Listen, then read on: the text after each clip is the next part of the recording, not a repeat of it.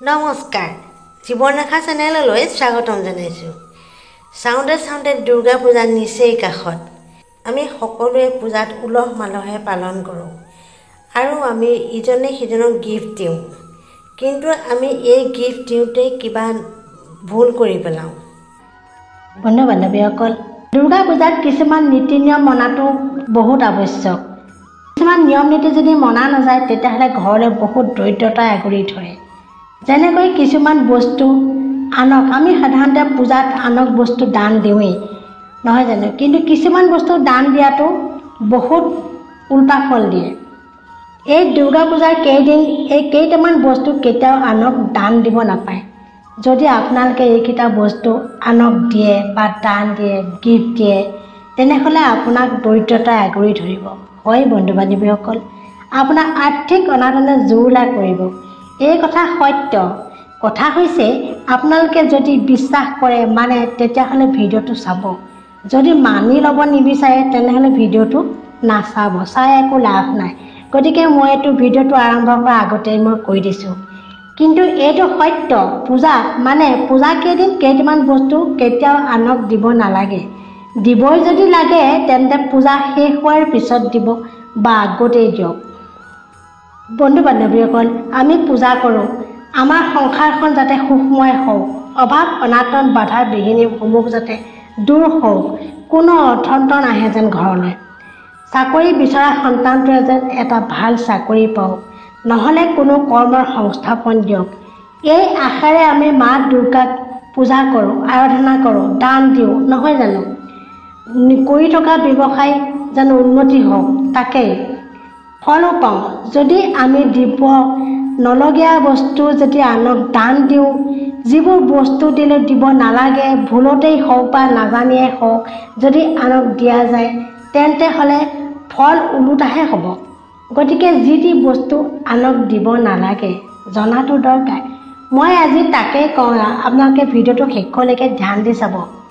ভিডিঅ'টো ভাল পালে লাইক শ্বেয়াৰ কমেণ্ট কৰিব। বন্ধু বান্ধৱীসকল, সকলোতকৈ প্ৰথমে হৈছে পদুম ফুল। পদুম ফুল আনক দান হিচাপে কেতিয়াও নিদিব, মাত্ৰ মাৰ চৰণত আৰু কুমাৰী কন্যাক দিব পাৰে। কুমাৰী কন্যাক দিলে পুণ্যহে হ'ব, মাক দিলেও কৃপা প্ৰাপ্তি হ'ব। কিয়নো কুমাৰী কন্যা মা দুৰ্গাৰে স্বৰূপ। সাধাৰণতে দেখা যায় হাতত পদুম ফুল দেখিলে আনে খোজেই, কিন্তু পূজা কেইদিন দিয়াটো ভুল। দ্বিতীয়তে দেখা যায় আজিকালি প্লাষ্টিকৰ বস্তু বেছিকৈ ব্যৱহাৰ কৰে। এই প্লাষ্টিকৰ বস্তু আনক দিয়াটো বেয়া।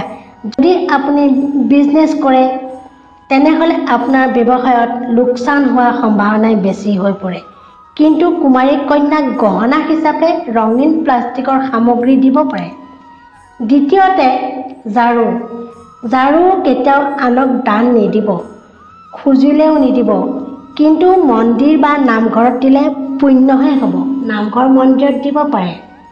নামঘৰ বা মন্দিৰত ঝাৰু দান দিয়াটো আপোনাৰ কাৰণে খুব ভাল। এইটো কোনো নিজৰ সম্পত্তি নহয়, ৰাইজৰ অৰ্থাৎ ভগৱানৰ সম্পত্তি হ'ব।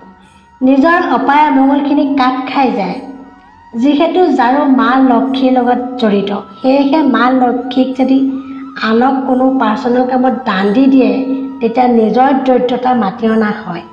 চতুৰ্থতে হৈছে আপুনি পিন্ধিব নোৱাৰা পুৰণা কাপোৰখিনি। আপোনাৰ পুৰণা কাপোৰ আনক দিলে নিজৰ গালৈ বেমাৰ মাতি অনা হয়। কিয়নো আপুনি কেনেকৈ জানিব আপোনাৰ কোন শত্ৰু কোন মিত্ৰ? শত্ৰুৱে পালে আপোনাক বেমাৰী বনাব। আপোনাৰ পুৰণা কাপোৰতে আছে আপোনাৰ শৰীৰৰ গোন্ধ। এই গোন্ধৰ দ্বাৰা যাদু মন্ত্ৰ কৰি বেমাৰী বনাই দিব পাৰে। সেয়েহে সাৱধান, আনক এনে বস্তু দান নিদিব যিবোৰ বস্তুৱে আপোনাক অপকাৰ কৰে। দিব আপুনি পূজাৰ পিছত দিব। আনক কোনো দুখীয়াক দান দিয়াটো ভাল আৰু নিজৰ মিতিৰ কুটুম্বক গিফ্ট দিয়াটো ভাল, কিন্তু তাকে চাই চিতি দিব লাগে। বন্ধু বান্ধৱীসকল, ভিডিঅ'টো ভাল পালে লাইক শ্বেয়াৰ কমেণ্ট আৰু ছাবস্ক্ৰাইব কৰিব। নমস্কাৰ।